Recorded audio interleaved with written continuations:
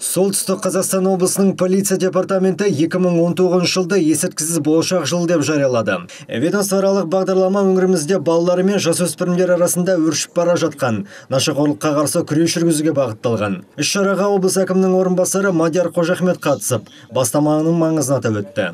Сегодня мы даем старт году будущего без наркотиков. Бүгін біз Солтүстік Қазақстан облыстық полиция департаментінің бастамасы есірткісіз болашақ бағдарламасын бастайтын боламыз. Бұл бастама үлкен қолдауға ие болды. Барлық құзырлы мекеме тараптарынан бұл бағдарламаның іске асуына көмек көрсетеміз деген ойдамын. Еліміздегі жастар арасындағы жағдай, өңіріміздегі жайттар бұл бағытта қарқынды жұмыс жүргізуіміз керектігін білдіреді. Бастама арқылы жастарды есірткіден алшақтатып, бірінші кезекте оларды сана сезімін жеткізуіміз керек. Наша подрастающее поколение.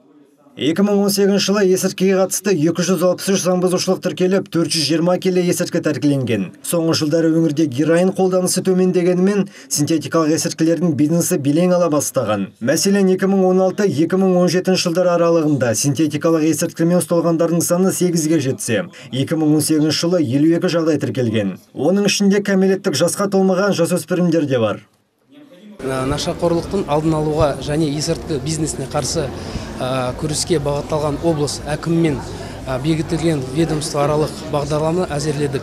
Жалпы жұмысымыз жастар мен жас өспірімдер арасында нашақорлықтың алдын алуға бағытталған болады. Өзге есірткілер ағзаны біртіндеп құртса, синтетикалық есірткілер 3 ай ішінде адамды құрдымға жібереді. Қазіргі уақытта синтетикалық текті есірткілерді сайттар арқылы да сата бастаған. Тұрғын үй қабырғаларында 100-ден астам заман індетінің сайттарының сілтемелері жазылыпты. Құзырлы басқарма тарапынан осы жылы бұл жарнамаларды жоюға қаражат бөлінетін болады. Марлен Файзоллаұлы, Первый Северный.